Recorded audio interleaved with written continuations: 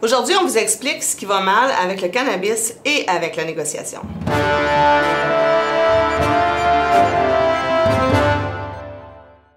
Salut Alexandre. Salut Katia. Donc aujourd'hui, ça a été une mauvaise journée dans le fond, et pour le cannabis et pour la négociation. Oui, effectivement.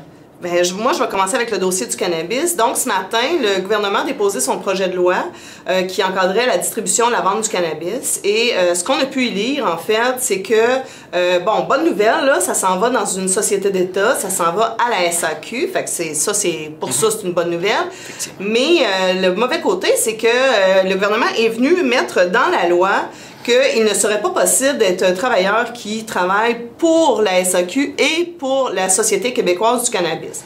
C'est très étrange parce que c'est pas habituel d'écrire que tu peux pas travailler pour tel et tel employeur en même temps, et ça nous paraît être clairement une demande de la SAQ qui veut pas que ce soit nos membres, puis vous qui travaillez dans ces succursales-là, pour pouvoir repartir avec des conditions de travail, évidemment, qui sont moins bonnes, puis peut-être un syndicat qui est plus malléable. Mais ça revient à dire, par exemple, qu'une infirmière ne pourrait pas travailler à l'hôpital puis dans un CHSLD. Fait que c'est vraiment là, particulier. On est en train de regarder l'ensemble des avenues qui s'offrent à nous pour être en mesure de contester ça, et politiquement, juridiquement, médiatiquement. Et là, tantôt on va en parler, mais on va aussi avoir besoin de vous pour nous donner un petit coup de main. Donc, c'est pas une bonne nouvelle et on a vraiment l'impression que l'employeur a travaillé contre nous puis contre l'ensemble des membres du SEMB dans ce dossier-là. Et il n'y a aucune autre explication logique pourquoi le gouvernement aurait écrit une telle chose. Donc, c'est 150 succursales qui vont ouvrir à terme, peut-être plus même éventuellement, fait que ça fait beaucoup d'heures, beaucoup de postes, dont on est privé parce que nous, semble-t-il que nous ne sommes pas une expertise importante que la Société québécoise du cannabis va avoir besoin. Donc, suivez-nous, là, on va quand même vous tenir informé de la suite du dossier. Mais voilà pour la nouvelle de la journée concernant le cannabis. Puis si tu peux me permettre, tu sais, ce qui est curieux dans cette mouture de loi-là aussi, quand on parle de l'expertise de la SAQ, c'est que la filiale ainsi créée va pouvoir sous-traiter de ses activités à la Société des alcools du Québec. Donc, on pense que ils vont utiliser le service de marketing, le service de la paye, possiblement l'entreposage, tu sais, les laboratoires. Donc, essentiellement, tout le monde à la SAQ, d'une façon ou d'une autre, va en bénéficier, sauf nous. Fait qu'on considère que la loi, dans sa mouture actuelle, elle a été faite spécifiquement pour nous écarter uniquement, nous, de la nouvelle filiale, et que nous, malgré qu'on est dans le combat depuis le début, qu'on soit les seuls à ne pas en profiter. Tout à fait.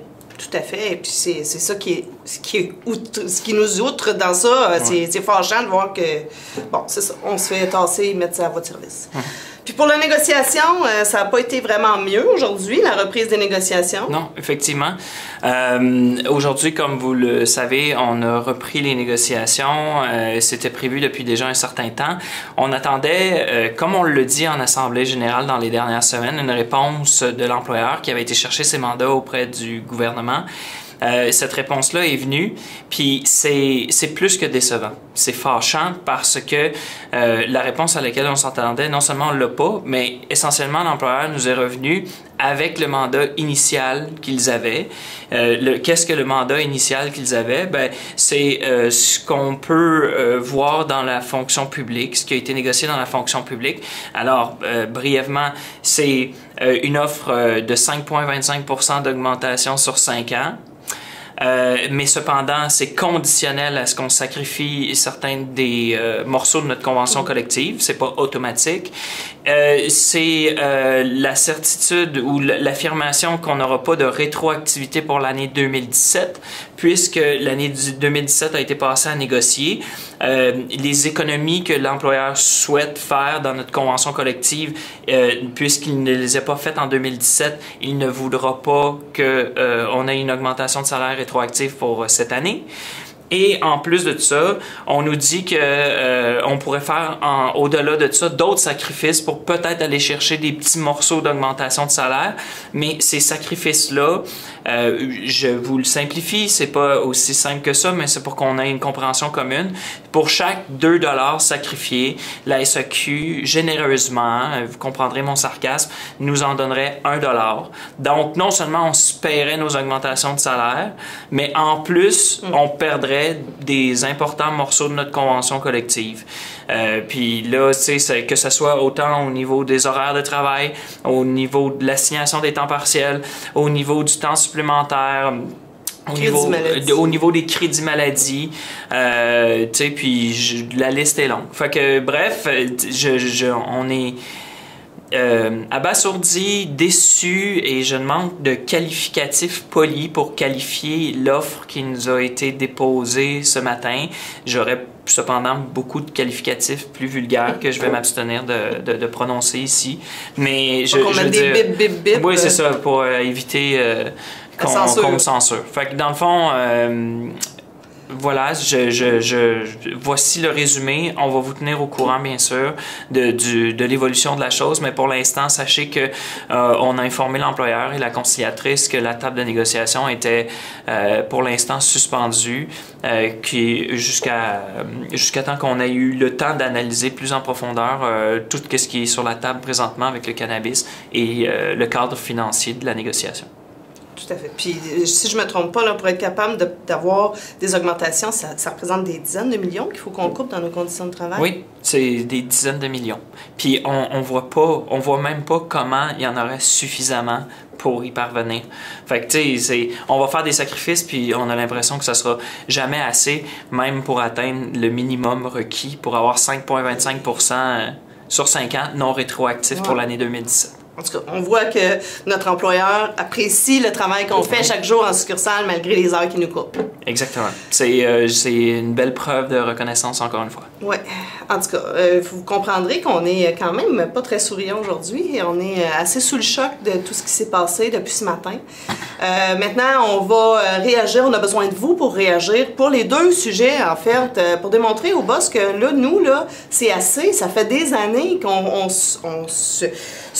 court en succursale, on travaille pour une entreprise qui fait des millions, des milliards en fait, en profit. Puis de toute façon, tu sais, les directeurs puis la haute direction ont vu leur bonus augmenter de façon importante. Fait que je comprends pas pourquoi nous, il faudrait qu'on se coupe partout, puis qu'on perde l'ensemble de nos conditions, puis qu'en plus, on ne puisse pas combler nos semaines de travail avec une autre entreprise. Donc, ce qu'on vous demande de faire, deux choses. Un, à partir de maintenant, plus de pantalons de travail pour aller travailler à la SAQ. On prend des jeans ou des jogging, et c'est avec ça qu'on va travailler, parce que de toute façon, on n'a pas besoin d'être très beau, parce que notre expertise compte pas.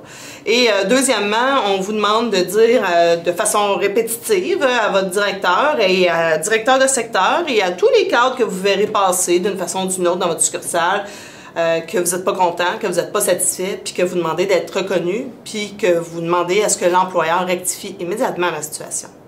Donc, écoutez, on va essayer de vous donner des meilleures nouvelles, on va vous tenir au courant, comme Alexandre disait. Puis demain, un communiqué va sortir pour les négociations, puis on va se parler de façon fréquente, je pense, dans les prochaines semaines. Ouais. Salut tout le monde. Au revoir.